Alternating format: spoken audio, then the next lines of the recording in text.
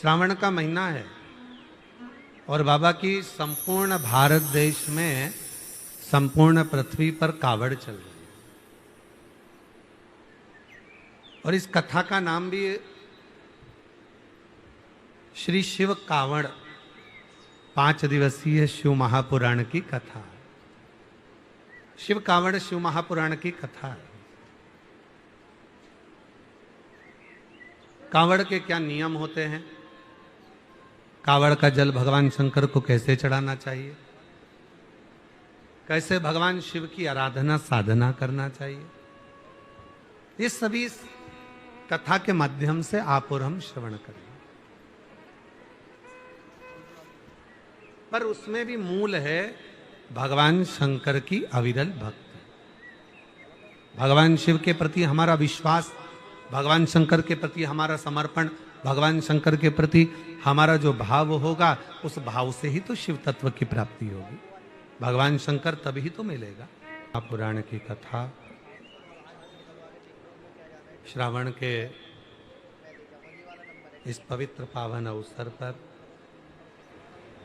सावन के ही आप सभी को श्रवण करने का सौभाग्य प्राप्त हुआ है। ये शिव की कृपा है, उनकी उदारता है, उनकी करुणा है। कोई पुण्य आपके और हमारे रहे होंगे जो बाबा देवाधिदेव महादेव की कृपा से श्रावण के महीने में, और वो भी सावन के से, ये पवित्र कथा अपने अपने घरों में बैठकर श्रवण करने का सौभाग्य ऑनलाइन आप और हमको मिला है। शिव की कृपा से, भगवान ओगड़धानी की करुणा से ये सौभाग्य मिला है। श्रावण के पवित्र अवसर पर संपूर्ण देशवासी भगवान शंकर को पवित्र पवित्र जल समर्पित कर रहे हैं। जल बाबा देवाधिदेव महादेव को चढ़ा रहे हैं। और ये भी कहा कि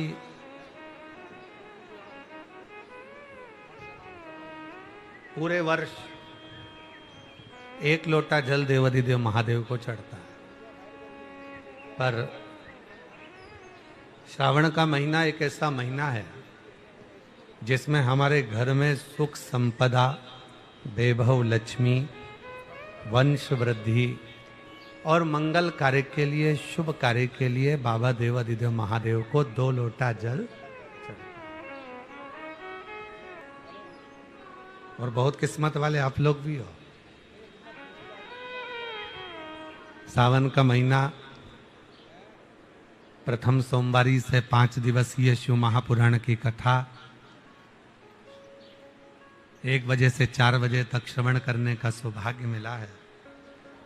आप लोग जो सेवा कर रहे थे ना, उसका पुण्य फल बाबा ने आपको यहाँ दे दिया। बोल बम का नारा है, जम के बोलो जरा, जम के बोल बम का नारा है, सारी समस्या का हल श्री शिवाय नमस्ते। शिव कृपा से, शंकर की करुणा से, जिस भावना से हम भगवान देवाधिदेव महादेव की आराधना कर रहे हैं, जिस भावना से हम भगवान शंकर की साधना कर रहे हैं, जिस भावना से हम शिव तत्व को पाने के लिए, भगवान शंकर को प्राप्त करने के लिए शिव को कावड़ चढ़ा रहे हैं, वो हमारा भाव बस शुद्ध हो। एक बड़ा सुंदर सा प्रसंग है महाराज। उस प्रसंग से कावड़ शिव महापुराण की कथा को हम प्रारंभ करें। उस प्रसंग में वर्णन आता है,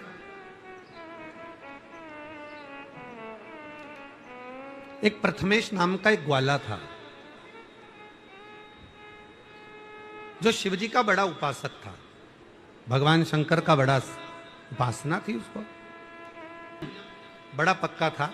जैसे आप सबका एक नियम है ना शिवजी को 1 लोटा जल चढ़ाने का, उसी तरह उसका भी एक नियम था। भगवान शंकर का शिवलिंग का पूजन करना, शिव मंदिर की साधना करना, शंकर जी के मंदिर में जाकर मंत्रोच्चारण करना और भगवान शंकर के मंत्र का नित्य स्मरण करना, नित्य उच्चारण। श्री नित्य कार्य था। प्रथमेश भगवान शंकर का भजन करने वाला, शिव का स्मरण करने वाला, शिव भक्ति में रमने वाला, शंकर जी के मंदिर में जाकर एक लोटा जल चढ़ाना, शिव नाम का उच्चारण करना और शिव मंदिर में सफाई करना। अच्छा, बड़ी खुशी होती है जब शंकर जी के मंदिर में कोई जाके झाड़ू लगाए, पोछा लगाए, तो उसको देखकर इसलिए प्रसन्नता होती है कि मेरे भोले बाबा की डायरी में इसकी तनख्वाह चालू हो गई है। आज जितने लोग कावड़ भरने के लिए आए हैं, कुबेरेश्वर बाबा की इस पवित्र धरा पर जितने भारत देश से लोग कावड़ भरने के लिए आ रहे हैं, रोज प्रतिदिन हजारों हजार शिव भक्त रोज कावड़ चढ़ा रहे हैं। लोग दर्शन कर रहे होंगे, जितने लोग आस्था चैनल पर कथा सुन रहे हैं, जितने फेसबुक यूट्यूब पर कथा सुन रहे हैं, जितने टीवी के सामने बैठकर कथा सुन रहे हैं, तो आज सावन के महीने की पहली सोमवारी है, पहला सोमवार है और हजारों शिव भक्त बाबा की कावड़ ले लेकर आ रहे हैं। बोल बम बोल बम बोल बम बोल बम बोल बम बोल बम बोल बम बोल बम बोल बम। हजारों शिव भक्त बाबा की कावड़ लेकर चले कि कावड़ चढ़ाने वाले तो ऐसे ही होंगे, पर कोई पूछे कि कावड़ चढ़ाने का फल क्या है, तो कहा यह ज्वाइनिंग लेटर है। कंपनी में जॉब करने के लिए,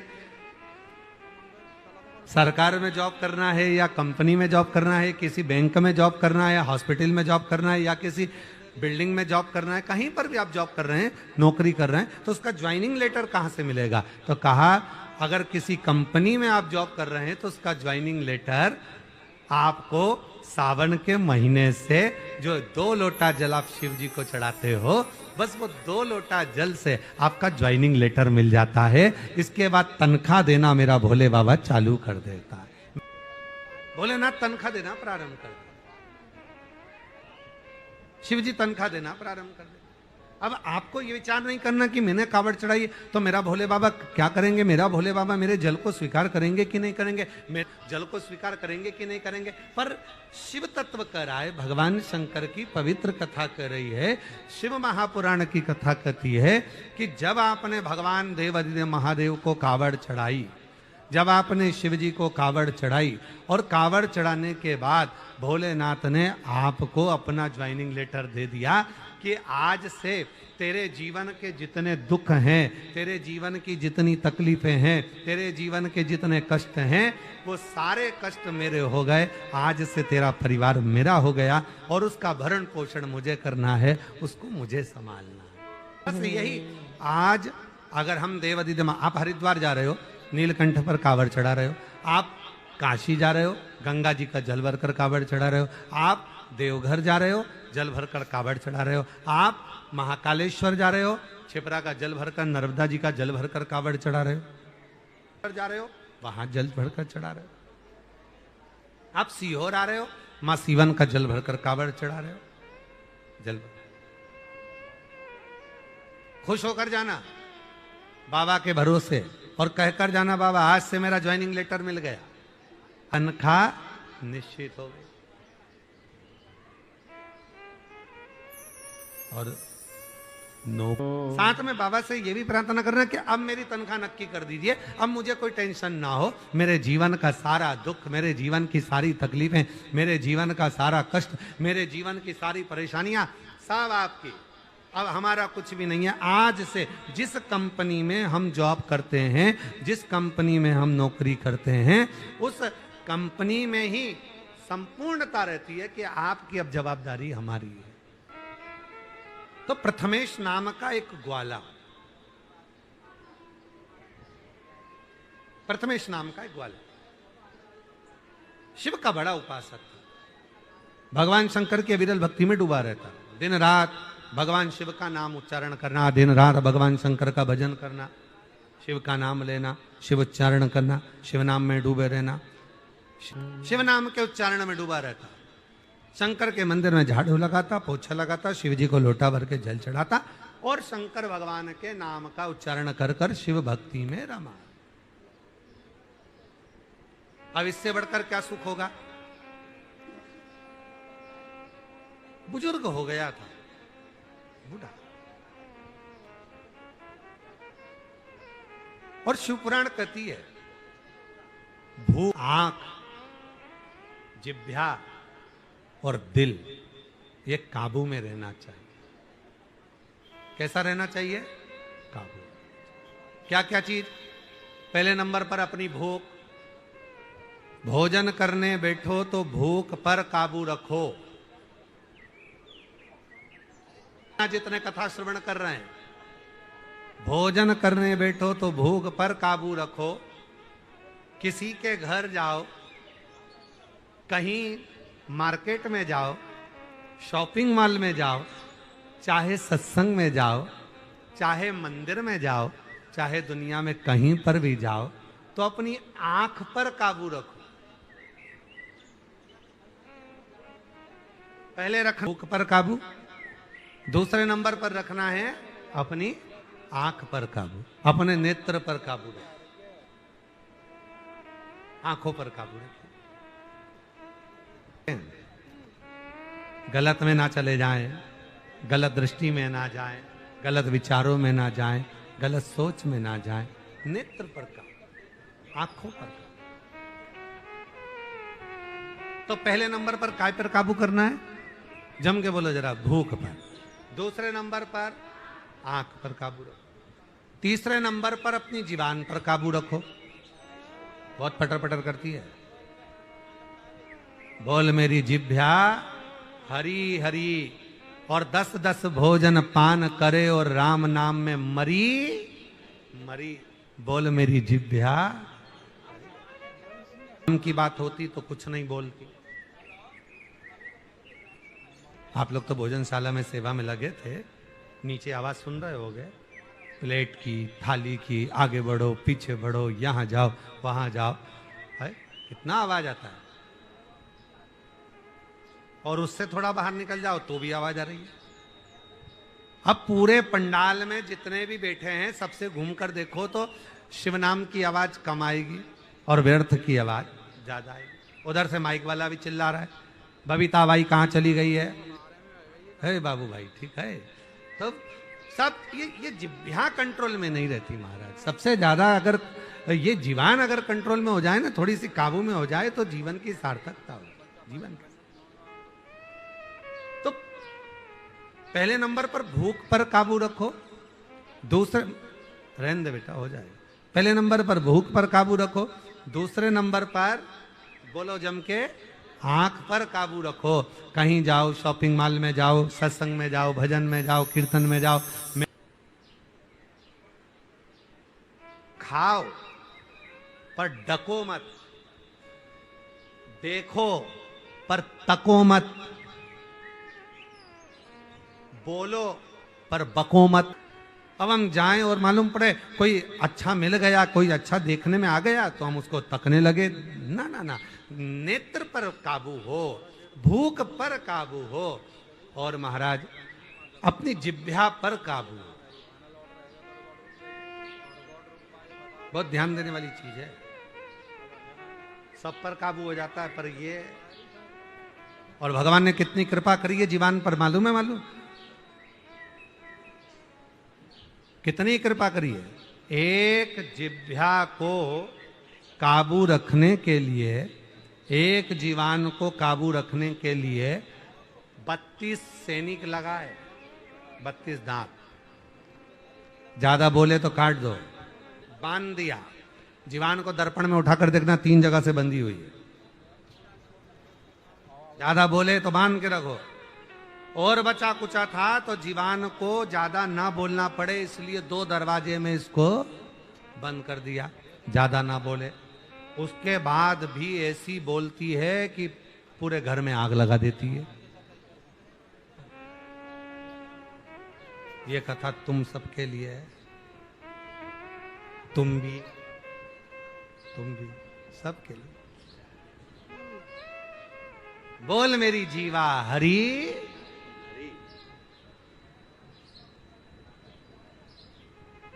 और भजन का नंबर आ जाए तो मरी, बोल मेरी जीवा हरी, अभी भी नहीं बोल रही, अभी बोलो तो, बोल मेरी जीवा हरी हरी।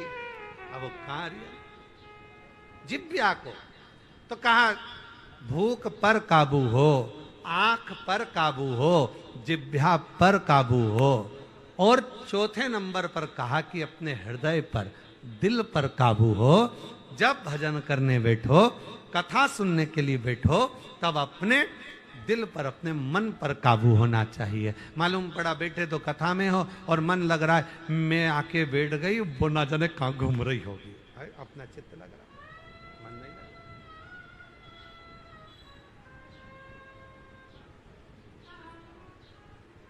कोई कोई कावड़ भर के लाया होगा रात भर में, तो कथा में आकर दिल काबू नहीं है, मन काबू नहीं है, भूख पर काबू हो, आंख पर काबू हो, जिह्वा पर काबू हो और दिल पर काबू हो। इनमें सबसे ज्यादा काबू रखने वाली दो चीजें हैं, एक नेत्र और दूसरा मन। ये मन काबू नहीं, ये मन बड़ा चंचना ही मचल, बैठते ही मन मचल रहा। कितना प्रयास करो आप, कुबेरेश्वर धाम के बट वृक्ष के सामने जाओ, थोड़ी देर बैठोगे, थोड़ी देर मन लगाओगे, मालूम पड़े वो मन थोड़ा सा भी छिले। और बट वृक्ष के नीचे बैठकर करना क्या है, जब हम कुबेरेश्वर धाम के बट वृक्ष के नीचे जाते हैं तो वहां बैठकर करना क्या है, बाबा भोलेनाथ जी जिस बट वृक्ष के नीचे बैठे हैं, बाबा भोलेनाथ जी जिस बट वृक्ष के नीचे बैठकर तब साधना का आनंद ले रहे हैं, उस बट वृक्ष के नीचे बैठकर हमको भी 108 बार श्री शिवाय नमस्तुभ्यं, श्री बट वृक्ष के नीचे बैठकर जो 400 साल पुराना है, जब आप बैठकर उसके नीचे भगवान की अविरल भक्ति का जप करेंगे, राम नाम, कृष्ण नाम, शिव नाम को भजेंगे, तो उसका फल तो मिलेगा। शिव महापुराण कुमारे खंड और पुराण लेकर आओ और कुमारे खंड को पढ़ो, साथ में स्कंद पुराण का अध्ययन करो, आपको मिलेगा। बेलपत्र का वृक्ष, बट वृक्ष, पीपल वृक्ष, आंवले का वृक्ष, शमी का वृक्ष, ये जितने वृक्ष होते हैं, इन वृक्ष के नीचे आप अगर एक बार भी शिव के नाम का उच्चारण करते हो तो बट वृक्ष के जितने पत्ते होते हैं, पीपल के वृक्ष में जितने पत्ते होते हैं, बेलपत्र के वृक्ष में जितने पत्ते होते हैं, शमी के वृक्ष में जितने पत्ते होते हैं, आंवले के वृक्ष में जितने पत्ते होते हैं, वो सारे पत्तों के बराबर एक बार मंत्र बोलने पर उतना फल हमें उसी क्षण प्राप्त हो जाता, उसी क्षण तो हो जाता।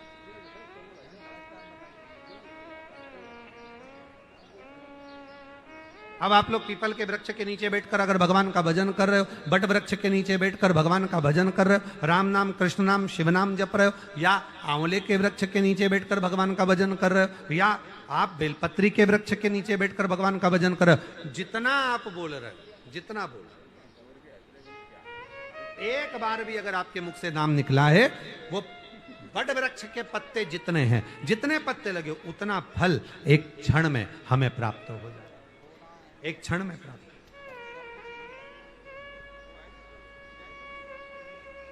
कितना सुंदर कहा है हमारे सनातन धर्म में, प्रतिदिन तुलसी के पौधे में जल डालना चाहिए, प्रतिदिन तुलसी के पौधे को सिंचित करना चाहिए।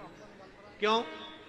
कहा मां, घर की बेटी जब तुलसी के पौधे में जल डालती है या बेलपत्र के पौधे में जल डालती है, केवल एक जनी को उसका फल नहीं मिल रहा है, वो जल डालने के बाद, तुलसी के पौधे में जल डालने के बाद, बेलपत्र के पौधे में जल डालने के बाद, बट वृक्ष में जल डालने के बाद, पीपल वृक्ष में जल डालने के बाद, या आंवले के वृक्ष में जल डालने के बाद, जब वो अपने घर जाती है उस वृक्ष की पत्तियों का जितना समूह होता है, उसका जो कृपा होती है वो घर में प्रवेश करती है और हमारे जीवन को सफलता देती है। बोल बम का नारा है सारी समस्या का हल, श्री शिवाय। वो जल हमें फल देने लगता पक्का।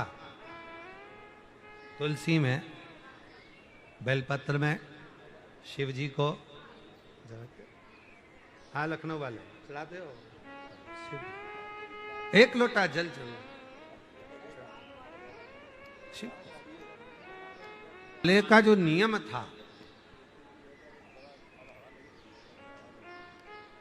शिवालय में झाड़ू लगाना, शिवालय में पोछा लगाना, शिवालय में भगवान शंकर की साधना, मंत्र का उच्चारण, शिव नाम का उच्चारण, भगवान शंकर के मंत्र का उच्चारण, भगवान शंकर के नाम का उच्चारण, भगवान शंकर के कीर्तन का उच्चारण नित्य प्रति क्या करता है? प्रथमेश ग्वाला क्या करता है?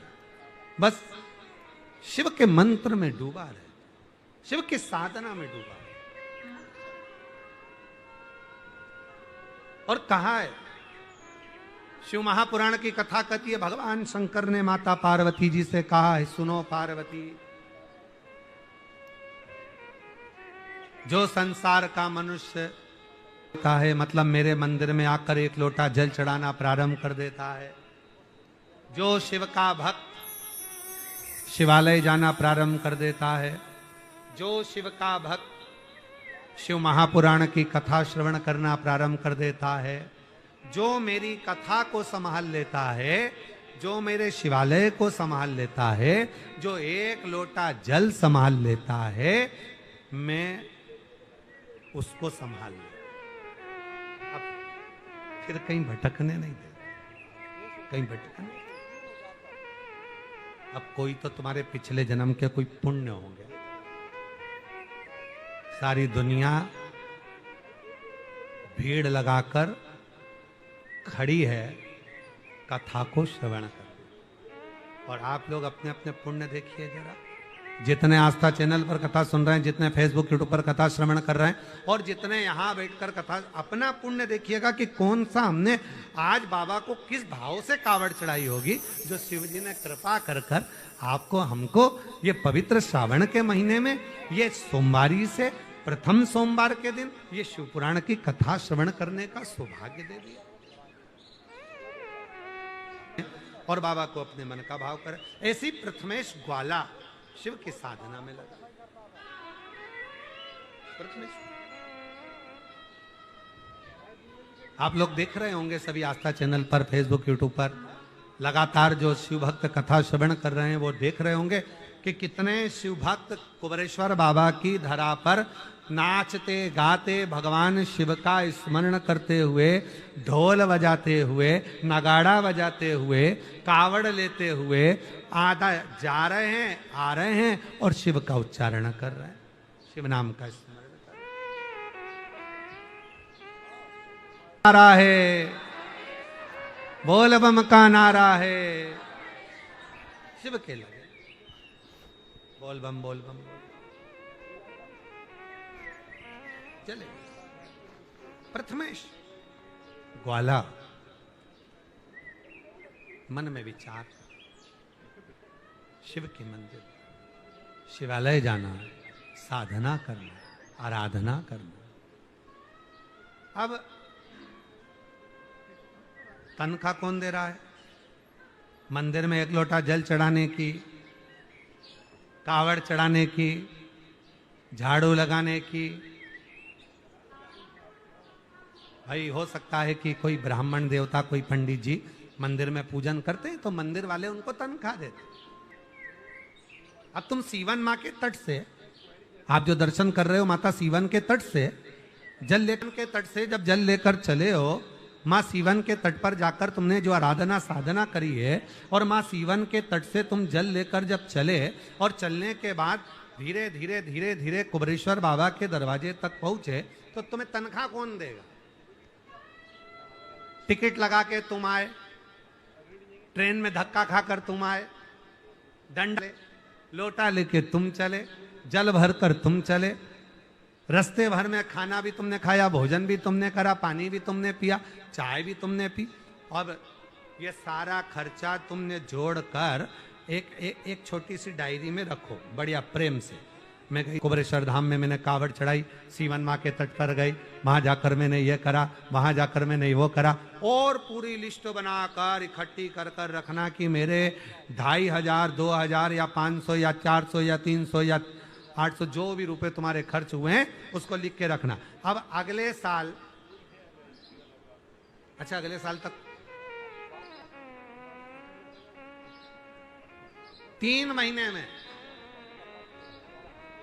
दिवाली तक इंतजार करो, और जितना तुम खर्च कर कर गए हो, जितना तुम भजन कर कर गए हो, जितना तुम स्मरण कर कर गए हो, और कुबरेश्वर बाबा को जो तुम कावड़ चढ़ा कर गए हो, भले महीने भर, जरूरी नहीं है कि आप लोग 25 अगस्त कोई, आप पूरे महीने में जब आप आए हो, जब चढ़ा कर गए हो, उसका हिसाब रखना।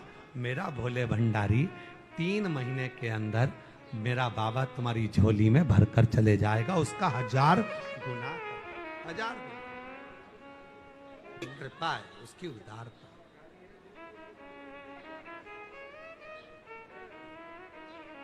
प्रथमेश ग्वाला मंदिर जाता, झाड़ू लगाता, पोछा लगाता, तनख्वाह देना उसने चालू। हमारे यहां कुबरेश्वर धाम पर शिव भक्त जब कावड़ चढ़ाते हैं, कावड़ चढ़ाने के बाद में, कावड़ चढ़ाने का जल चढ़ाने के बाद जो डंडा है, लोटा है, वो जहां बाबा का बड़ा शिवलिंग है, आप लोग दर्शन कर रहे होंगे, बड़ा सा एक शिवलिंग है विशाल, जिसके नीचे बाबा कुबरेश्वर का एक छोटा सा शिवलिंग है, छतरी है, उसी के ऊपर वो बड़ा शिवलिंग। जो खाली डंडे होते हैं, खाली जो पात्र होते हैं, लोग उसी ओर, जहां पर बाबा का बड़ा शिवलिंग है उसी ओर, जैसे आप लोग इस चित्र में भी बाबा के बड़े शिवलिंग का दर्शन करेंगे पीछे, तो बड़े शिवलिंग का जब दर्शन करेंगे पीछे, जो कंक्रीट का बड़ा शिवलिंग है, वहीं उसी ओर जहां पर बाबा का बड़ा शिवलिंग, अपना डंडा लोग वहां पर जाकर, शंकर भगवान के मंदिर में नहीं जा सकते, जल नहीं चढ़ा सकते, तो शिखर का दर्शन कर लो। शिखर का दर्शन नहीं कर सकते तो शंकर भगवान के मंदिर के सामने से निकल कर चले जाओ। शिव जी के मंदिर के सामने से निकल कर जाओगे, शिवलिंग में वो तेज होता है। बात आपसे पूछते हैं,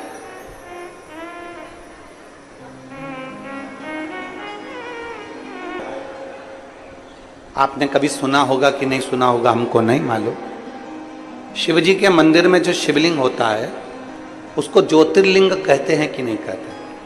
बोलो, जम के बोलो। कहते हैं ना? तुम्हारे घर में भी जो शिवलिंग है, छोटा सा भी है, तो भी वो ज्योतिर्लिंग ही कहलाता। उसी साइड में उसको, उसी दिशा की ओर उसको रख, बाबा को देखो। क्यों? अब हमारा जीवन का सारा भार, संपूर्ण भार, जिसको हम कावड़ के रूप में लेकर आए हैं, हमारे जीवन का संपूर्ण भार अब हमने आपको का सर्वस्व, हमारे जीवन का जो टेंशन, हमारे जीवन का जो भार है, वो हमने आपको दे दिया। शिव कथा करें, भगवान शंकर का चरित्र करें, प्रथमेश भगत की, प्रथमेश ग्वाले की कथा कर रही है। प्रथमेश ग्वाला शिव के मंदिर में, शिवालय में जो सेवा में लगाए, बाबा की भक्ति में लगाए, बाबा के भजन में लगाए, बाबा के स्मरण में लगाए, बाबा के मंत्र जाप में लगाए, बाबा के नाम जाप में लगाए, वही प्रथमेश। अब उसका पूरा भार शिव का, उसकी आ गई पोती की शादी, पोती का भी बाबा,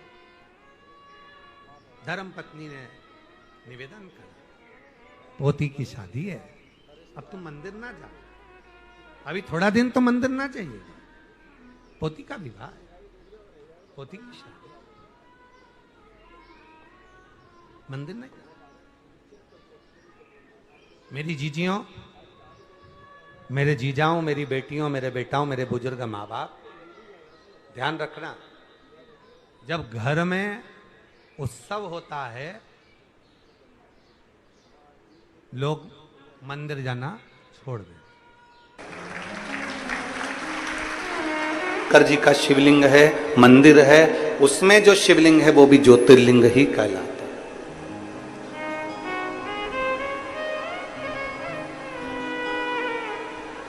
शंकर भगवान के शिवलिंग को ज्योतिर्लिंग भी कहा गया। ज्योति का मतलब क्या होता है? प्रकाश।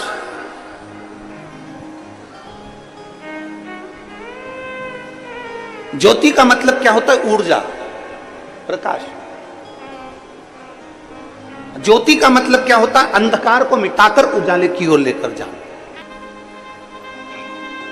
लिए समझ नहीं तो कई लोग होते हैं। एक आदमी साइकिल लेकर जा रहा था, बाजू में से एक महिला जा रही थी, एक स्त्री महिला जा रही थी, साइकिल ले जाते उसकी साइकिल उसने महिला में ठोक दी।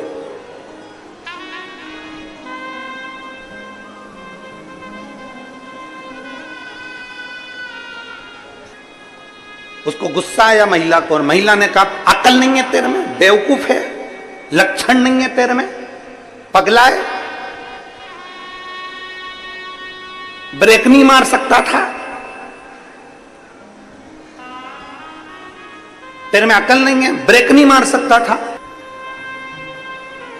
अब ब्रेक क्या अलग से मारूं? ये साइकिल मारी तो।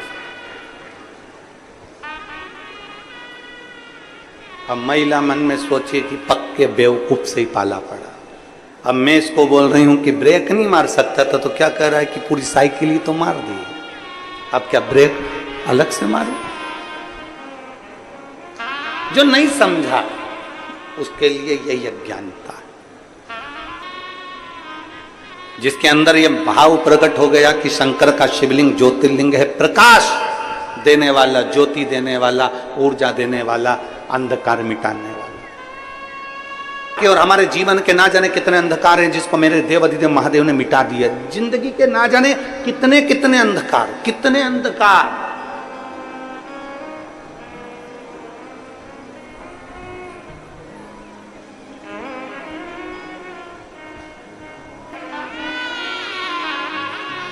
और वो कहते हैं ना,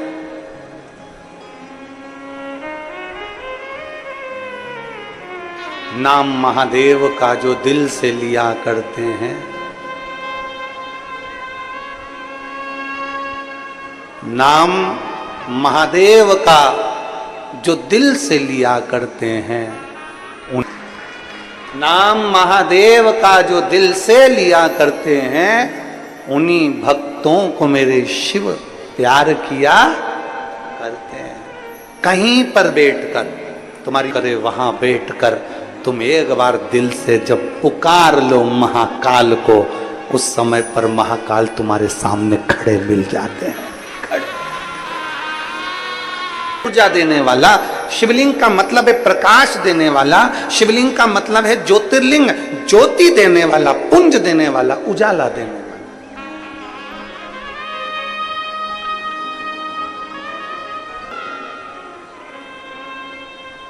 एक अलग से बल।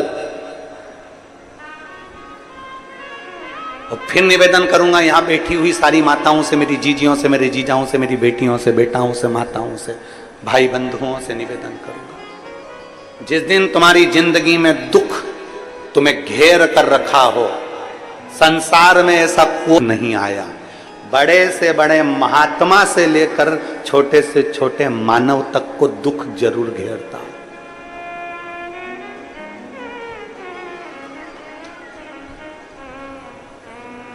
बड़े से बड़े एक्टर से लेकर छोटे से छोटे कंडक्टर तक को दुख जरूर घेरता है।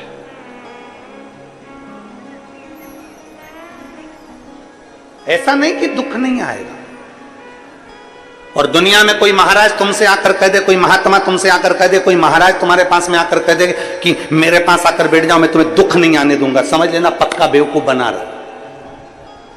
दुनिया में कोई महाराज तुम्हारे पास में आकर कह दे, कोई ज्योतिषाचार्य तुम्हारे पास में आकर कह दे, कोई विद्वान तुम्हारे पास में आकर कह दे कि मैं दुख नहीं आने दूंगा, तुम मेरे पास आकर बैठ जाओ, समझ लेना पक्का बेवकूफ बना रहा। राम को आया दुख, जब भगवान कृष्ण को आया दुख, जब माता जानकी जी को आया दुख, जब स्वयं नारायण को आया दुख, स्वयं ब्रह्मा को आया दुख, स्वयं शिव को आया। ऐसा हो ही नहीं सकता कि संसार में दुख किसी के खाते में ना आए।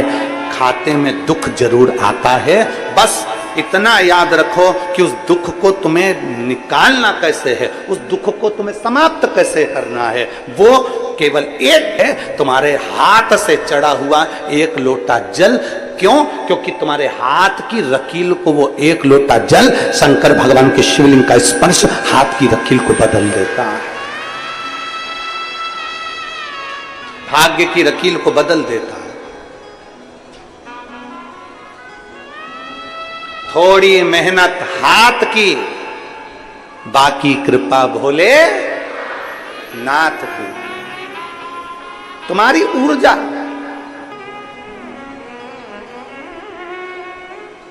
बहुत सारे महाराज मिलेंगे तुमको जिंदगी में, बहुत मिलेंगे। जब टीवी खोलोगे, मोबाइल खोलोगे, यूट्यूब निकालोगे, ढेर सारा महाराज तुम्हारे सामने आ जाएगा, ढेर सारा। तुम ढूंढते रहो कितने महाराज चाहिए तुमको, किलो के भाव में मिल जाएंगे, किलो के। सब तुमको ज्ञान देते मिलेंगे। कोई कहेगा ये मत चढ़ाओ, कोई कहेगा ये चढ़ाओ, कोई कहेगा ऐसा करो, कोई कहे वैसा मत करो, कोई कहेगा ऐसा करो, कोई कहेगा जल पियो, कोई कहेगा मत पियो, कोई कहेगा कनेर का फूल चढ़ाओ, कोई कहेगा मत चढ़ाओ, कोई कहेगा ये फूल चढ़ाओ, कोई कहेगा वो फूल चढ़ाओ, कोई कहेगा समी का पत्ता मत चढ़ाओ, कोई कहेगा बेलपत्र मत चढ़ेगा, वैसे चढ़ाओ। पूरी जिंदगी तुम्हारी इसी उलझन में निकलती चली जाएगी। पूरी जिंदगी अपने मन को पक्का करना पड़ेगा कि मैं जब से शंकर भगवान को जल चढ़ाना प्रारंभ करा है, जब से मैंने शंकर भगवान के जल का आचमन करना प्रारंभ करा है, जब से मैंने शिव मंदिर में झाड़ू लगाना प्रारंभ करा है, जब से मैंने शंकर जी के मंदिर में पोछा लगाना प्रारंभ करा है, तब से मेरे बाबा ने मेरा हाथ पकड़ लिया। नहीं तो एक समय मैंने कोरोना के मोहताज हो गई थी, खाने के लिए मोहताज हो गई थी, कुछ नहीं था, सब कुछ समाप्त हो गया था। तब मैं क्या करती? तब मेरे देवाधिदेव महादेव को मैंने जल चढ़ाया, तब मेरे बाबा ने आज तक मुझे संभाल कर रखा और उन्नति की सीढ़ी पर चढ़ाया। मेरे भगवान देवाधिदेव महादेव ने मुझे उन्नति की सीढ़ी पर चढ़ाया। कहे आग लगे बस्ती में, जम के बोला जा रहा, आग लगे बस्ती में, अपन रहो मस्ती में, क्या किसको रोइए, चादर तान के सो। भगवान शंकर को जल चढ़ाना, भगवान शंकर के ऊपर जल चढ़ाकर भगवान शंकर से अपने मन की बात, शिव कहीं पर भी हो, बहुत दूर भी है तो तुम एकांत में बैठकर उसको याद कर सकते हो, उसको याद।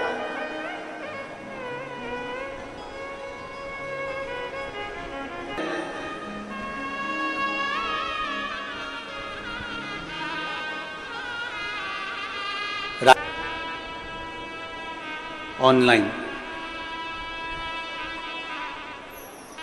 हुई और मालूम पड़ा कि जहां कथा लोमनी में होने वाली थी वहां पानी भरा हुआ था, कीचड़ बहुत था।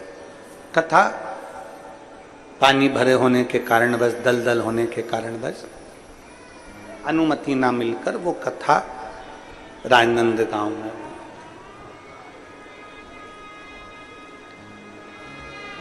बहुत शिव भक्त वहां पहुंच रहे थे, पर प्रशासन ने 3 छावनियां बना दी 100 मीटर पर सबको रोकने के लिए।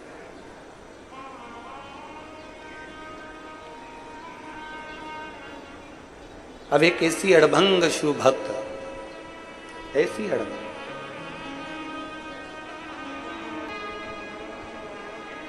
अड़भंग, जिसके लड़के को एक बड़ी बीमारी किडनी की हो गई और वो उसके बच्चे की किडनी पूरी खराब। अब देखिएगा जरा,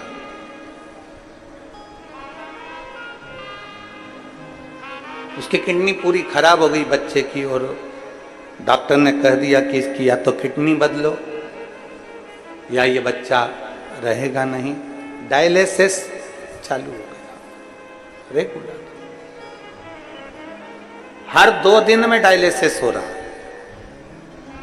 अब उसको किसी ने कह दिया कि भिलाई की कथा पूरी हुई है और कथा अब ऑनलाइन, अब वो ऑनलाइन समझती नहीं थी कि उसको टीवी पर सुनना है, मोबाइल पर सुनना है, घर पर सुनना है। वो आ गई और हमको तो नहीं मालूम, पर कुछ लोगों ने उसका फोटो खींचा, फोटो वायरल हुआ, भेजा गया।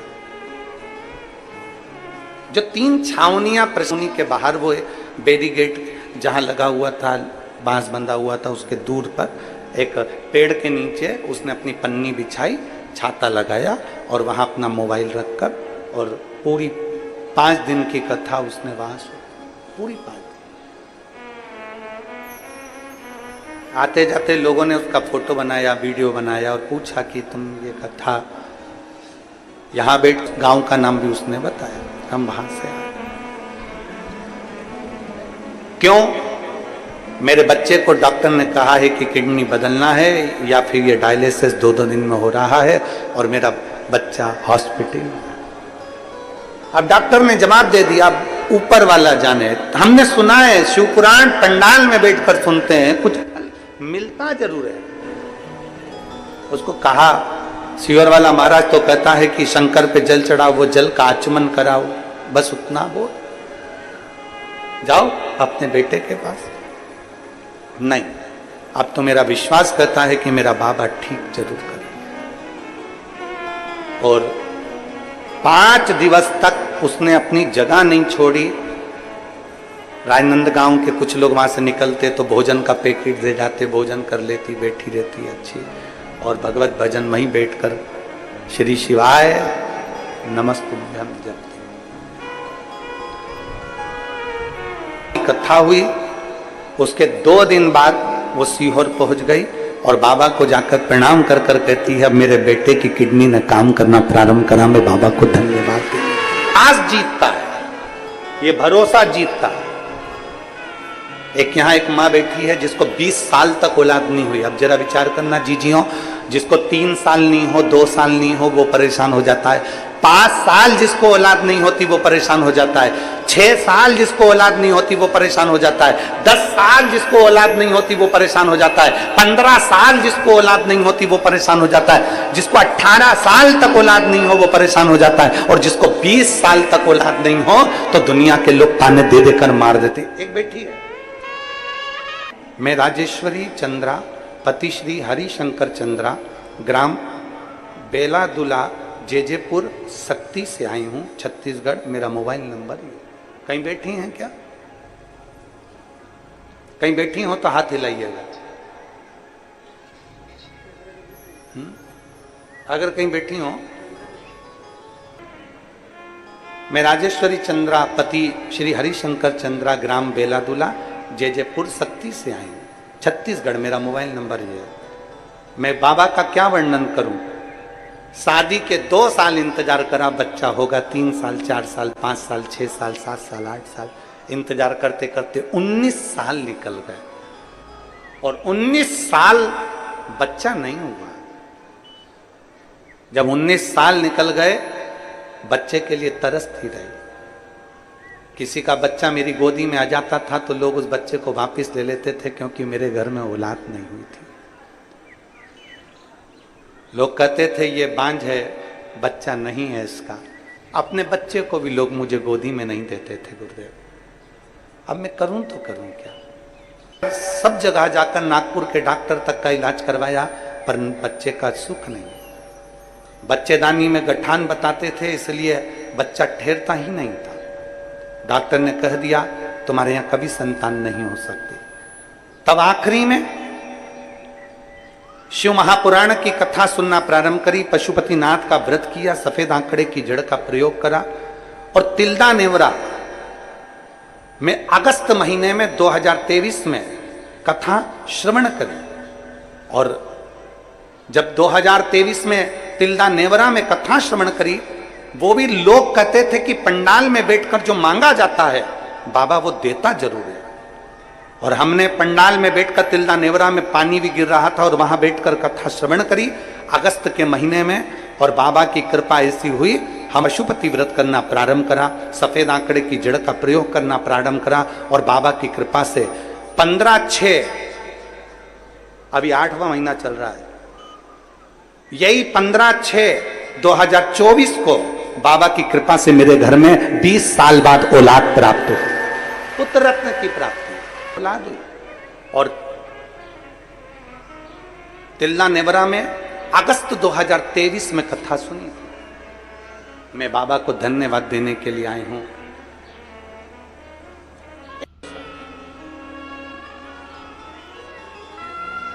पंडाल के मध्य में बैठकर टीवी चैनल पर जो कथा सुनते हैं, आस्था चैनल पर जो कथा सुनते हैं, जो जहां बैठकर कथा सुनता है, दिल से पुकारे, दिल से।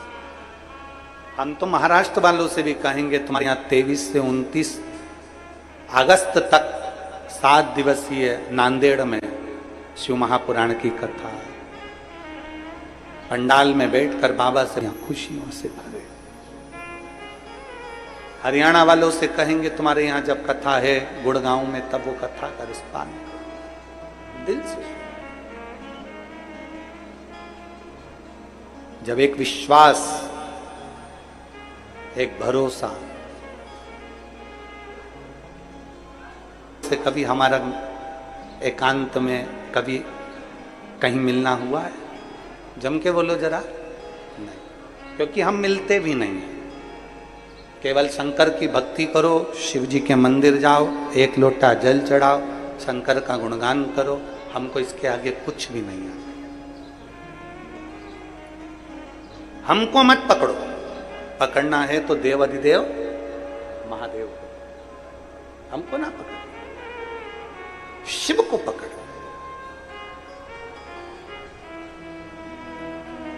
शंकर भगवान को ज्योतिर्लिंग भी कहते हैं। आप कभी ये विचार ना करिए कि आपके घर में जो शिवलिंग रखा हुआ है, आपके घर में जो शिवलिंग रखा हुआ है वो शिवलिंग छोटा सा है, हमारे घर में जो शिवलिंग है वो पाषाण का है, हमारे घर में जो शिवलिंग है वो लकड़ी का है, हमारे घर में जो शिवलिंग है वो चीनी का है, हमारे घर में जो शिवलिंग है वो कांच का है, हमारे घर में जो शिवलिंग है वो ऐसा है, हमारे घर में जो शिवलिंग है वो वैसा है, वो पारद का है, पीतल का है, तांबे का है, स्टील का है, हमारे घर में जो शिवलिंग है वो ऐसा है। कभी ना सोचिए, आप उसमें शंकर की एक ज्योति है और हमारे घर का शिवलिंग किसी ज्योतिर्लिंग से कम नहीं है, ज्योतिर्लिंग से कम नहीं है।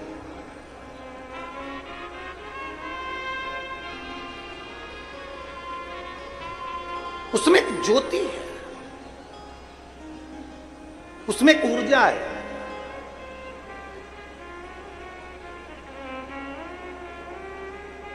बैठी वो बता सकती हैं।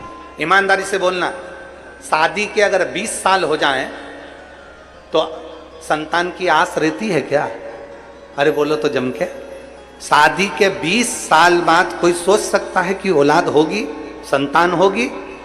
शादी के 20 साल बाद कोई विचार कर सकता है कि संतान का सुख होगा? आस छूट जाती है। और जब आस छूट जाए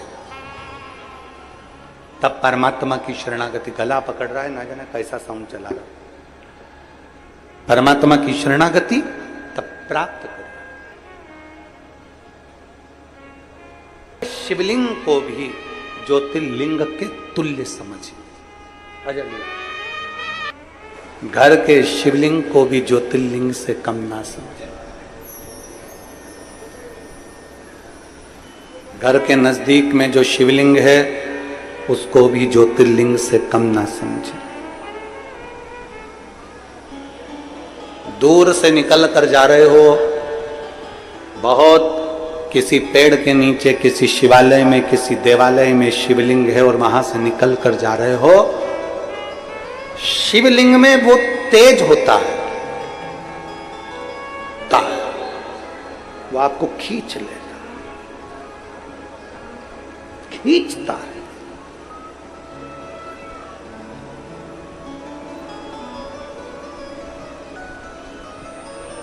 बहुत लोग मिलेंगे आपको जो आपको मना करेंगे कि शिवलिंग पे जल मत चढ़ाइए, शिवलिंग तक मत जाइए।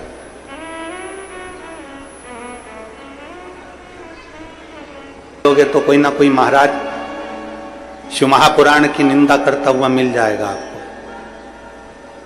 शिव जी पे चढ़ा जल मत पिया करो। जी पे चढ़े हुए जल के पीने की लोग निंदा करते हैं, पर ऐसे महाराजों को भी धन्यवाद है जो कभी दारू पीने के लिए मना नहीं करते पर जल पीने को मना करते हैं। कभी दारू पर डिबेट नहीं हुआ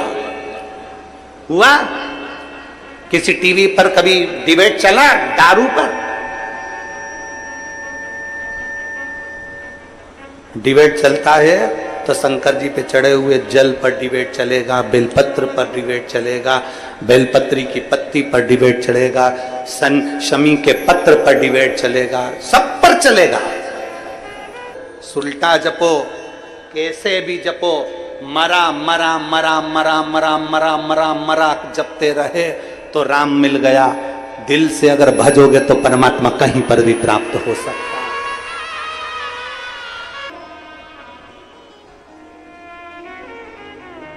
जिस भाव से जपोगे उस भाव से शिव तुम्हारे सम्मुख में होगा, शंकर तुम्हारे साथ। कितना सुंदर व्याख्यान वर्णन आता है। जरा कल कथा में अपन सुन रहे थे कि माता पार्वती जी पूजन की थाली लगाकर श्रावण महीने की पूजन कर रही हैं माता पार्वती जी। और श्रावण के महीने की पूजन जब माता पार्वती जी कर रही हैं और वहीं पर जलंधर आ जाता है।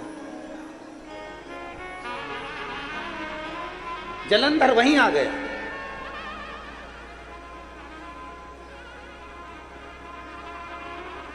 और जलंधर को समझाया था देवऋषि नारद ने, जलंधर था स्वयं इंद्र ने, जलंधर को समझाया था स्वयं नारायण ने कि देख शंकर भगवान की अर्धांगिनी माता पार्वती पर गलत दृष्टि मत दे, गलत सोच मत कर, गलत विचार मत कर। तुझे समझा रहा हूं ये शंकर जी की अर्धांगिनी माता पार्वती जी है, ये जगत जननी जगदम्बा अंबा दुर्गा भवानी है, इस पे गलत दृष्टि मत दे, गलत मत सोच। अच्छा सोचोगे तो दुनिया का सारा सुख तुमको प्राप्त होगा। एक पत्र है देखिए, किरण बेस है, मेरे पति का नाम पुष्पेंद्रा सिंह बेस, कोरबा से हूं। 2013 में मुझे जांच में पता चला कि मेरे बच्चेदानी में गांठ हो गई है। डॉक्टर ने कहा कि इसका ऑपरेशन करना पड़ेगा। मैंने पहली बार 2013 में गांठ का ऑपरेशन करवा लिया। जब ऑपरेशन कराया, कराने के बाद मैं ठीक हो गई, पर 2018 में फिर वापस गांठ हो गई। अब 2018 में गांठ हो गई तो डॉक्टर ने कह दिया अब तुम्हारा शरीर ऑपरेशन के लायक नहीं है। फिर भी अब अगर डबल से तुमको यह गांठ हुई है तो ऑपरेशन भी होगा और इसकी जांच भी कराना पड़ेगी। अब मैं घबरा गई कि ऐसी कौन सी बीमारी मेरे शरीर में हो गई कि इसकी जांच भी जाएगी। मेरी छोटी ननंद बेबी दीदी बोली भाग कर आना अपने को। अब तुम एक काम करो कि टीवी पर कथा आती है, आसन लगाओ और बाबा की कथा को श्रवण करो। गुरुदेव, मैंने भगवान शंकर की कथा सुनना प्रारंभ करी और भगवान देवादिदेव महादेव की कथा रेगुलर सुनती। 2018 में डबल से गठान हो गई, डॉक्टर ऑपरेशन का बोल रहा है, जांच के लिए गठान को भेजने का बोल रहा है, और मैंने 2018 से कथा को श्रवण करना प्रारंभ कर दिया। 2022 आ गया, कथा सुनती रही, और 2022 जब कथा श्रवण करते करते हो गया तब मैंने 2022 में वापिस अपनी गांठ की जांच कराई। और गठान की जब जांच कराई तो उसमें गांठ थोड़ी छोटी हो चुकी थी। फिर मैं वापिस 2023 में सीहोर गई, वहां से रुद्राक्ष लाई, बाबा का पूजन अर्चन करना प्रारंभ करा, शिव जी के मंदिर जाना प्रारंभ करा, वहां का जल लेती, नंदी के पास बैठकर पी लेती, एक बेलपत्र उठाती, खा लेती। और बाबा का मैं क्या गुणगान करूं गुरुदेव। आज मैं 2023 में मैंने वापिस डॉक्टर साहब के पूरा शरीर अब ठीक हो चुका है, मैं बाबा को धन्यवाद देने के लिए आई। एक शिव तत्व, एक शंकर, एक ओघड़ी। जब हमारा विश्वास प्रबल हो जाए जब हमारा भरोसा प्रबल हो।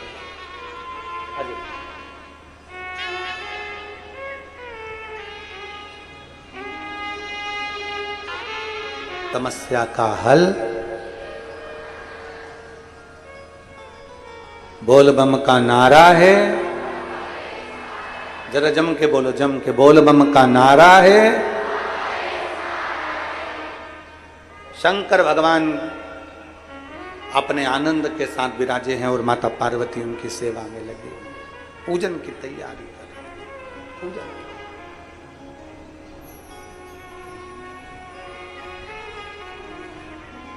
पूजन में लगी। पूजन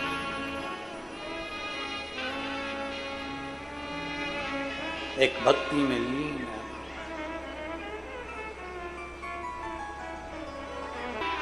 भगवान शंकर की विरल भक्ति में माता पार्वती को महादेव का चरित्र कर रहा है। शिव महापुराण की कथा वर्णन कर रही है। भगवान शिव का चरित्र कह रहा है। मां पार्वती जी शिव की आराधना में लीन। जलंधर माता का स्वरूप देखो। कल कथा में कहा था, पर स्त्री और पर धन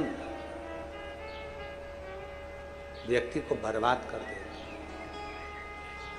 पति लंकेश ही नहीं, जलेंधर भी पर स्त्री के कारण जलंधर का भी पूरा नाश हो गया। बचो।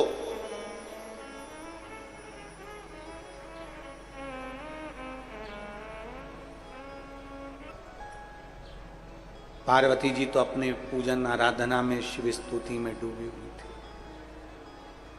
भगवान शंकर की भक्ति में डूबी हुई थी माता पार्वती।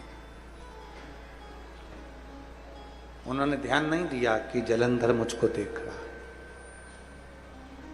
शिव महापुराण की कथा कहती है कि प्रयास करना कि शंकर के मंदिर में जब पूजन करने जाओ, शिव महापुराण की कथा को पंडाल में श्रवण करने के लिए जाओ, शिवालय में दर्शन करने के लिए जाओ, तब ये मन में रख कर जाना कि दुनिया के लोग मुझे देखें वो अलग बात है, पर मैं किसी को ना देखूं।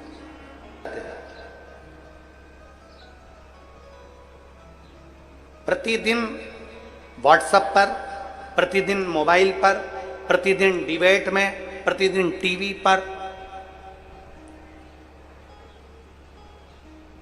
रोज प्रतिदिन बंगला चल रहा है कि वहां के हिंदुओं ने ऐसा करना था, वहां के हिंदुओं को ऐसा करना था, वहां के हिंदुओं को ऐसा करना था, वहां के सनातनियों को ऐसा करना था।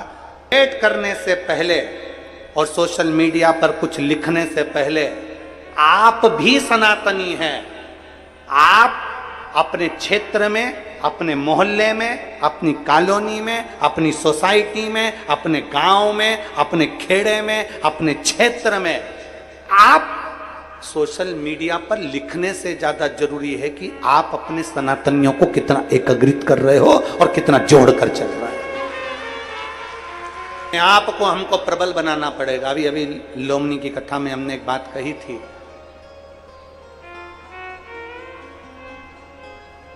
अपने आप को प्रबल बनाओ,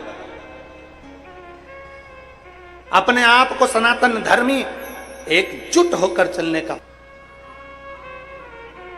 किसी की सामर्थ्यता नहीं कि कोई तुम्हारे ऊपर उंगली उठा ले। हमें समाजों में तोड़ा जाता है, ये समाज बड़ी है, ये समाज छोटी है, ये शूद्र है, इसमें हमें तोड़ दिया जाता है।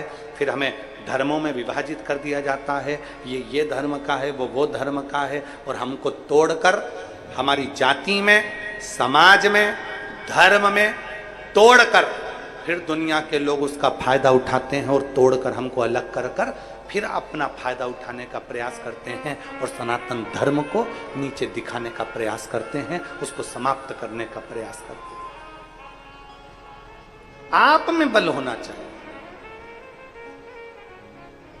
लोग हमसे कहते हैं महाराज जी शंकर जी के मंदिर में जाने से क्या होता है, शिव जी को एक लोटा जल चढ़ाने से क्या होता है। शंकर भगवान के मंदिर में जाने से क्या होगा, शंकर को जल चढ़ाने से क्या होगा, ये दुनिया के लोग कहने से पहले विचार करो कि हमारा शास्त्र क्या कहता है, हमारा धर्म क्या कहता है। शास्त्र कहता है कि अगर सनातनियों को जुड़ना है तो अपने मंदिर में जाना प्रारंभ करो, धीरे धीरे सनातन धर्म मजबूत होना प्रारंभ हो जाता। एक लोटा जल चढ़ाना प्रारंभ करो, भगवान की चौखट तक जाना प्रारंभ करो, तुम्हें देखकर दूसरे को प्रेरणा मिलेगी, दूसरे से तीसरे को प्रेरणा मिलेगी, तीसरे से चौथे को प्रेरणा मिलेगी। प्रेरणा मिलते मिलते मिलते मिलते एकजुट हो।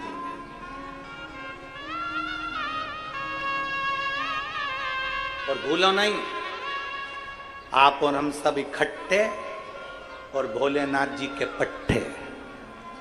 क्या बोलो जरा, इकट्ठे और भोलेनाथ के पट्टे। तो काय चिंता करना, बोल बम का नारा है सारी समस्या का हल, भगवान शिव की शरणागति का फल प्राप्त हो। देखा जलंधर ने पर माता पार्वती जी ने ध्यान नहीं दिया, पार्वती जी का ध्यान नहीं किया, पार्वती जी देखी नहीं, जलंधर वापिस आया। जलंधर ने वापिस आकर तुरंत राहु को बुलाया और राहु को बुलाकर कहा कि राहु, साउंड ठीक नहीं चल रहा तुम्हारा, सीटी सीटी सा लग रहा है जैसे चोंगे चलते हैं।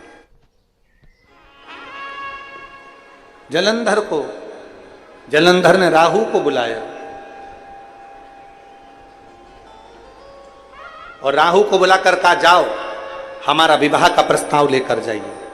फिलारा मेहमान आ गए, इतने सारा काम पड़ा हुआ, इतना सारा फिलारा पड़ा हुआ, मंदिर कौन जाएगा, मंदिर ही नहीं जाएगा। पर शिव महापुराण की कथा कहती है जब घर में कोई मंगल कार्य हो, घर में कोई शुभ कार्य हो, घर में कोई अच्छा फंक्शन हो, तो मंदिर में एक लोटा जल जरूर चढ़ाकर आओ, बाबा को धन्यवाद देकर आओ कि तेरी कृपा से ये शुभ कार्य हो रहा है, तेरी कृपा से ये सब कार्य हो रहा है, और तू कृपा करना तो ऐसे शुभ कार्य हमारे जीवन में होते रहे।